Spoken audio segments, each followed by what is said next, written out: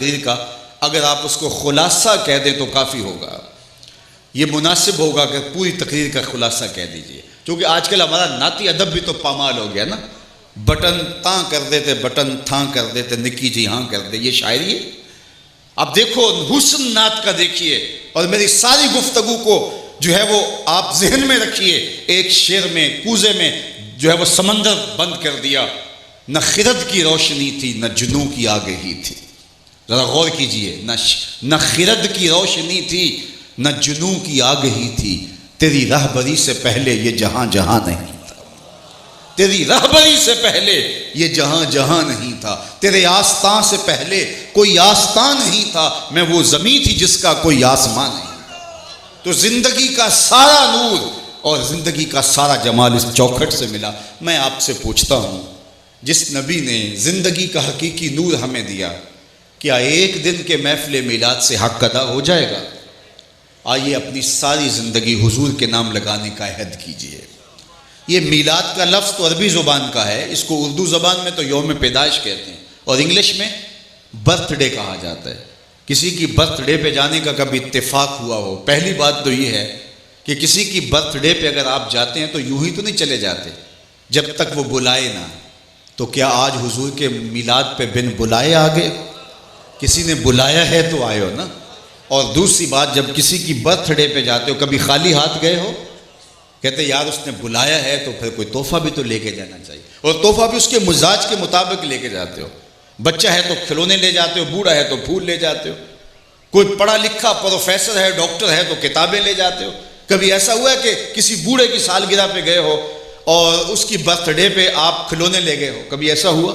آپ کبھی ایسا نہیں کرتے. آپ دیکھتے ہیں کہ جس کی برتھ ڈے پہ جا رہا ہوں اس کا مزاج کیا ہے. تو حضور علیہ السلام کے میلاد پہ آئے ہو تو کوئی تحفہ حضور کو بھی پیش کرو.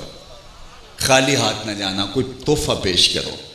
تحفہ بھی وہ پیش کرو جس سے حضور خوش ہوں. یہ درہم و دینار میرے حضور کو نہیں چاہیے. تو حضور کیسے خوش ہوں گے؟ حضور سے پوچھ لیجئے. تو وہ فرماتے ہیں وَجُعِلَتْ قُرَّةُ عَيْنِي فِي الصَّلَاةِ، نماز میری آنکھوں کی ٹھنڈک ہے. تو کیا آج کے اس میلاد کے اجتماع میں آپ عہد کر کے جاتے ہیں کہ آج کے بعد نماز نہیں چھوڑیں گے؟ انشاءاللہ اتنے زور سے کہو شیطان کا کلیجہ پھٹ جائے.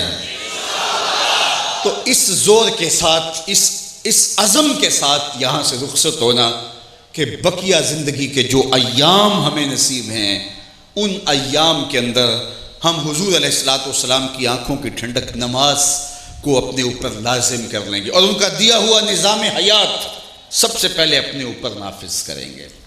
میں عاشق رسول کہلاتا ہوں، لیکن میرا عمل بھی بتائے کہ میں عاشق رسول ہوں. میرے سینے پہ حضور کے نام کا بیج لگا ہے اور میں دکان پہ بیٹھا ہوں تو بازار سے گزرنے والے شخص کو یقین ہو جانا چاہیے کہ یہ 2 نمبر مال نہیں دے گا اس لیے کہ یہ عاشق رسول ہوتا ہے.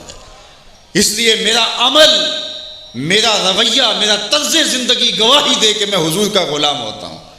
میرے حضور نے تو کسی سے وعدہ کیا کہ تیرے آنے تک یہاں کھڑا ہوں، اور وہ جا کے بھول جاتا ہے. اور حضور 3 دن تک کھڑے رہتے ہیں، 3 دن تک کھڑے رہتے ہیں.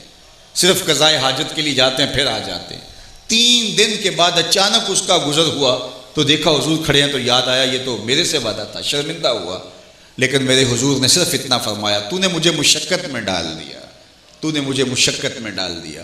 اور میں نے خود کسی سے وعدہ کیا ہو کہ فلاں وقت میرے پاس آ جانا، اور وہ دروازے پر آ کے بیل دے، اور میں اندر سے کہوں کہ بیٹے کو بھیجوں کہ اس کو کہو کہ ابو گھر نہیں ہیں، تو پھر صاحب میں عاشق رسول نہیں ہوتا، میں کچھ اور ہوتا ہوں.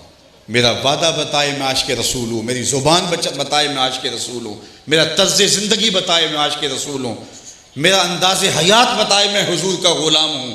چوں بنا میں مصطفیٰ خانم درود، از خجالت آب می گردد وجود، عشق می گوید کہ محکوم غیر، سینہ تو از بتا مانند دیر، تا نداری از محمد رنگ و بو، از درود خود میالا نام او. اور اس کا خلاصہ 2 لفظوں میں یوں سمجھ لیجئے، یاری لا تو پاک نبی سنگ، اے پر پوری یاری، پھر درود قبول ہے تیرا لکھ نہ لو ایک باری.